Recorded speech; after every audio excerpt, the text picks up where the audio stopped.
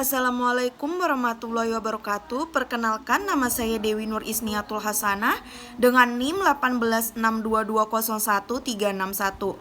Di sini saya akan menjelaskan hasil presentasi saya yang berjudul Pengaruh Elemen Fraud Diamond dalam mendeteksi kecurangan laporan keuangan.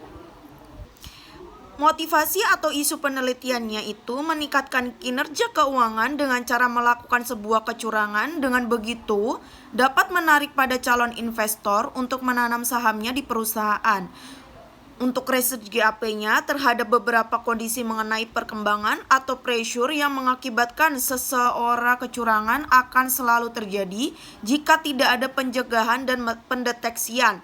Menurut teori Krejci pada tahun 1953 yang diteruskan oleh Souken et al. Pada tahun 2008, ada 3 faktor yang selalu hadir dalam tindakan fraud, yaitu pressure, opportunity, dan rationalization. Untuk fenomenanya, kecurangan akan selalu terjadi jika tidak ada pencegahan dan pendeteksian. Salah satu penyebab terjadinya kecurangan atau fraud yaitu adanya kelemahan pada pengendalian internal. Shelton pada tahun 2014 menyatakan kesempatan sebagai metode kejahatan yang dilakukan seperti beban keuangan. Pada tahun 2016, korupsi terjadi 67% dari total kasus ekonomi fraud di Indonesia. Penyalahgunaan di Indonesia dengan kerugian mencapai 10 miliar rupiah per tahun.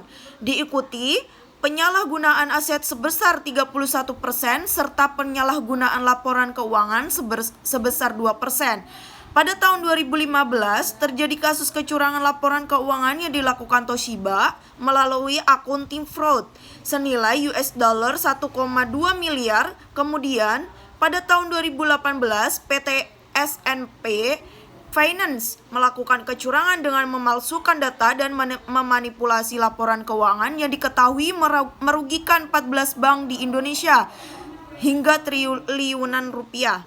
Kedua, artikel utama dalam penelitian ini terdapat beberapa kondisi mengenai perkembangan atau pressure yang mengakibatkan seseorang kecurangan akan selalu terjadi jika tidak ada pencegahan dan pendeteksian. Menurut teori Krejci pada tahun 1953 yang diteruskan oleh Souken et al. Pada tahun 2008, ada 3 faktor yang selalu hadir dalam tindakan fraud, yaitu pressure, opportunity, dan rationalization yang tersebut sebagai fraud triangle. Dalam perkembangan Wolf dan Hermanson pada tahun 2004 menyatakan bahwa masih banyak terjadi suatu faktor tambahan untuk meningkatkan pencegahan dan pendeteksian fraud, yaitu capability, sehingga 4 faktor tersebut dinamakan fraud diamond untuk melakukan kecurangan yang financial stability, external fraud, external pressure, personal financial need, dan financial target. Yang ketiga, apakah yang terjadi kebaruan atau novelty dari penelitian ini? Adanya sebuah hubungan antara kecurangan laporan keuangan dan stabilitas keuangan perusahaan dalam pelaporan keuangan. Tekanan eksternal yang berlebihan, target keuntungan yang berlebihan, kondisi industri sebagai keadaan ideal suatu perusahaan industri, efektif monitoring, opini audit, pergantian direksi yang terpampang dalam sebuah laporan tahunan. Yang keempat, rumusan masalah. Yang pertama, apakah stabilitas keuangan atau financial stability berpengaruh terhadap kecurangan laporan keuangan? Yang kedua, apakah tekanan external pressure berpengaruh terhadap kecurangan laporan keuangan? Yang ketiga, apakah target keuangan atau financial target berpengaruh terhadap laporan keuangan? Yang keempat, apakah kondisi industri atau nature of industry berpengaruh terhadap kecurangan laporan keuangan? Yang kelima, apakah efektif monitoring berpengaruh terhadap kecurangan laporan keuangan? Yang keenam, apakah opini auditing berpengaruh terhadap kecurangan laporan keuangan? Dan yang ketujuh, apakah pergantian direksi berpengaruh terhadap kecurangan laporan keuangan? Untuk tujuan penelitian ini, yang pertama, untuk mempengaruhi pengaruh stabilitas keuangan, financial stability, terhadap kecurangan laporan keuangan. Yang kedua, Untuk mengetahui pengaruh tekanan eksternal atau external pressure terhadap kecurangan laporan keuangan. Yang ketiga, untuk mengetahui target keuangan atau financial target terhadap laporan keuangan. Dan yang keempat, untuk mengetahui kondisi industri atau nature of industry terhadap kecurangan laporan keuangan. Yang kelima, untuk mengetahui effective monitoring terhadap kecurangan laporan keuangan.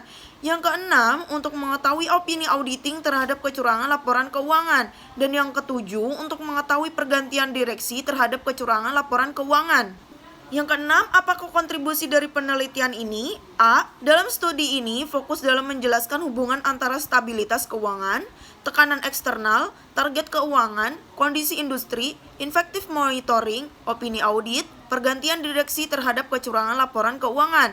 Dan yang B, untuk peran stabilitas keuangan, tekanan eksternal, target keuangan, kondisi industri, effective monitoring, opini audit, pergantian direksi terhadap kecurangan laporan keuangan. Yang ketujuh, ada grand teori yang digunakan.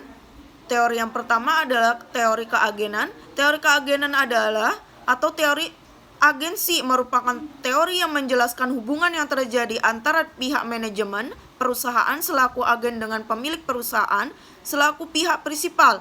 Jensen dan McLean pada tahun 1976 menyatakan bahwa hubungan keagenan timbul karena adanya kontrak antara prinsipal dan agen dengan mendeklarasikan beberapa wewenang pengambilan keputusan kepada agen atau Anisha, Lindriyanasari, dan Asmaranti pada tahun 2016. Yang kedua, teori Fraud Triangle. Teori Fraud Triangle adalah teori yang dikembangkan oleh Donald R. Krisher dalam mengamati penyebab terjadinya kecurangan.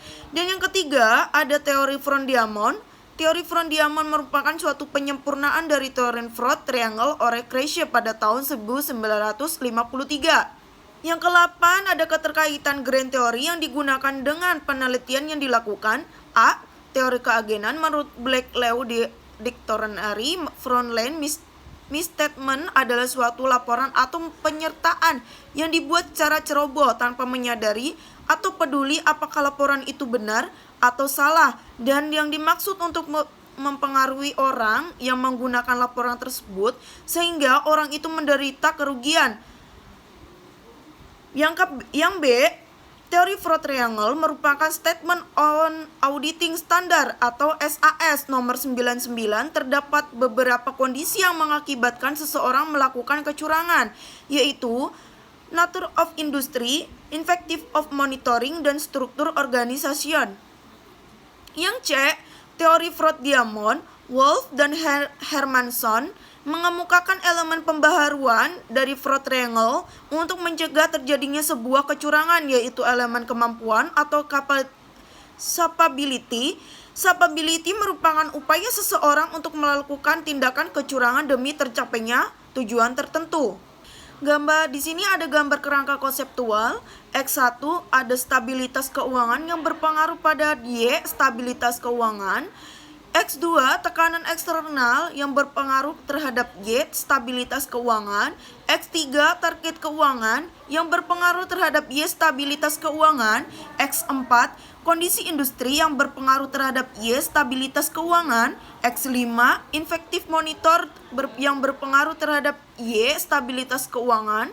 X6, opini auditor yang berpengaruh terhadap Y, stabilitas keuangan. Dan X7 yang berpengaruh terhadap Y, stabilitas keuangan.